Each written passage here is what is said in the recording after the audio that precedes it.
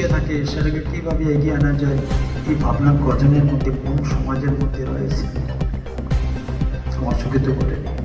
আজ Kumarghat Gitanjali town hall প্রাঙ্গণে young Darlong association ও ডারলং হানাম ইনজমের যৌথ উদ্যোগে ডারলং সম্প্রদায়ের ঐতিহ্যবাহী উৎসব অনুষ্ঠানে অংশগ্রহণ করেন এলাকার বিধায়ক ভগবান দাস এবং তিনি ওনার বিধায়ক এলাকা উন্নয়ন তহবিল থেকে ডারলং অ্যাসোসিয়েশনের হাতে একটি শীততাপ নিয়ন্ত্রিত বিশেষ অ্যাম্বুলেন্স প্রদান করার উল্লেখ নিলেন। স্ট্রোক হয়েছে বা অন্য কিছু, মানে ইনস্ট্যান্ট বেটার ট্রিটমেন্ট প্রয়োজন যেটা হতো কুমারঘাটে পাওয়া যায়, সেটা মনুতে পাওয়া যায়, তারা চালাতে হবে অঞ্চল ধরে সেই পেশেন্টটাকে শিলচর দিতে হচ্ছে, গুয়াহাটিতে নিতে হচ্ছে, আগরতলা নিতে হচ্ছে বা অন্য কোথাও নিতে হচ্ছে। তার জন্য একটা অ্যাম্বুলেন্স যদি হয় খুব ইজি হয়ে যাবে বিষয়টা। এমন একটা ডিমান্ড আমার কাছে এসছে, আমি তার জন্য কিন্তু একটু অনুপ্রাণিত হয়েছি।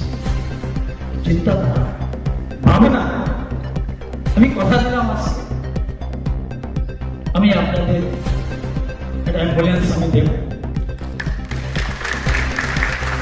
আর সেই অ্যাম্বুলেন্সটাকে আমি বিশ্বাস আছে সেটাকে আপনারা একদম সযত্নে যত্ন সহকারে আপনারা রাখবেন, যেন রুগীরা যেন আরো পরিষেবার সাথে সেখানে অক্সিজেন যুক্ত একটা অ্যাম্বুলেন্সের ব্যবস্থা আমি আপনাদেরকে করে দিচ্ছি। আর সেই অ্যাম্বুলেন্স আপনারা সেই পরিষেবা আপনারা দেবেন, সবাই যেন সেখান থেকে উপকৃত হয়। কুমারঘাট থেকে রুকন পালের রিপোর্ট, রাষ্ট্রীয় প্রসার বাংলা।